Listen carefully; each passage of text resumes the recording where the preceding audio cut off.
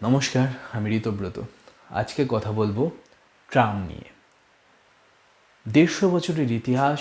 ১৮৭৩ সালে আর্মেনিয়া ঘাট থেকে শিয়ালদহ পর্যন্ত চলল প্রথম ট্রাম। ঘোড়ায় টানা ট্রাম ছিল তখন। কলকাতা তথা ভারতবর্ষ তথা উপমহাদেশের প্রথম ট্রাম কিন্তু চলে কলকাতাতেই। ১৯০২ সালে বৈদ্যুতিক ট্রাম শুরু হয়। ১৫০ বছরের ইতিহাস, ১৫০ বছরের সাক্ষী, ১৫০ বছরের ঐতিহ্য সব আজ মৃত্যুপথে। কারণ রাজ্য সরকার ফাইনালি সিদ্ধান্ত নিয়েছে যে একটি মাত্র রুট ছাড়া বাকি রুট থেকে ট্রাম তুলে নেওয়া হবে। কলকাতার বুকে ট্রাম আর চলবে না, সেই ঘন্টার আওয়াজ আর শোনা যাবে না। একটি মাত্র রুটে যেখানে ট্রাম চলবে সেটাও কিন্তু ঐতিহ্যের স্মারক হিসাবে। অর্থাৎ যারা কলকাতায় আসবেন ঘুরতে বা অন্য কোনো কাজে, তারা এই এক্সপিরিয়েন্সটিকে এক্সপ্লোর করতে পারেন। ময়দান থেকে ধর্মতলা পর্যন্ত ট্রাম চলবে, কিন্তু সেটা একটা ঐতিহ্যের স্মারক হিসাবে।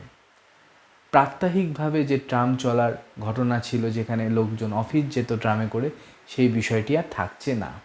এটাই বাস্তব। এখন সরকারি সিদ্ধান্ত সাধারণ মানুষকে মাথা পেতে মেনে নিতেই হয়, অনন্যপায় হয়েই মেনে নিতে হয়। অবশ্য এটা নিয়ে অনেক তর্ক বিতর্ক রয়েছে। সরকারি সিদ্ধান্তের পক্ষেও অনেকে রয়েছেন, সরকারি সিদ্ধান্তের বিপক্ষেও অনেকে রয়েছেন। তো আমরা যখন বিশ্লেষণ করব, আমাদের 360 ডিগ্রি অ্যানালিসিস করাটাই উচিত, সেটাই আমরা করছি।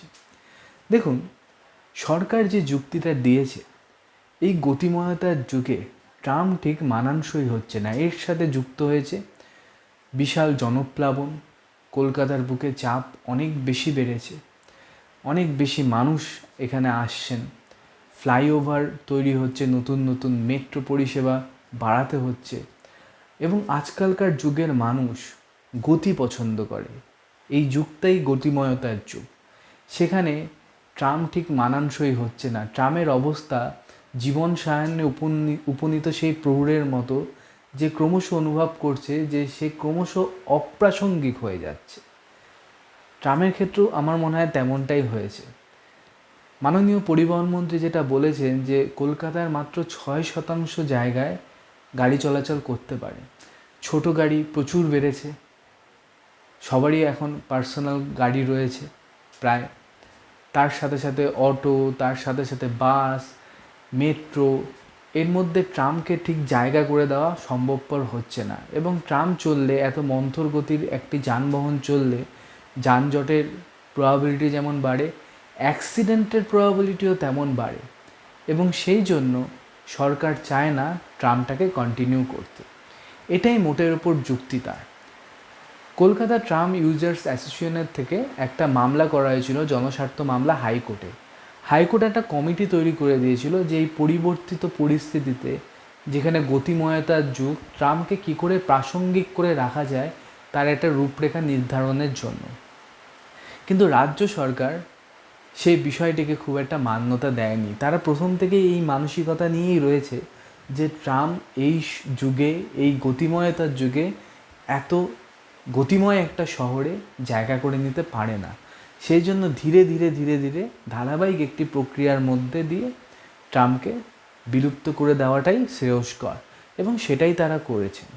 2015 সালে যত নাম্বার অফ রুট ছিল সেটা ধীরে ধীরে কমেছে, অবশেষে দুটো রুটে এসে দাঁড়িয়েছে।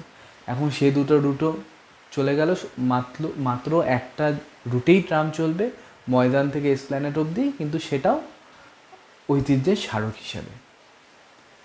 এখন যারা এই যুক্তি দিচ্ছেন যে সত্যি এই গতিময়তার যুগে ট্রাম ঠিক জায়গা পাওয়ার মতো নয়, ট্রাম একটা মন্থর গতির যানবাহন, তাদের কাছে একটা প্রশ্ন স্বাভাবিকভাবেই থাকছে যে সব কিছু তো প্রয়োজনীয়তার নিরিখে হয় না। অনেক সময় ঐতিহ্যকে বাঁচিয়ে রাখতে হয়, নস্টালজিয়াকে বাঁচিয়ে রাখতে হয়, এবং ইচ্ছে থাকলে উপায় হয়। এমন কিছু রুট কি বের করা যেত না যেখানে ট্রামকে প্রাসঙ্গিক করে রাখা যেত?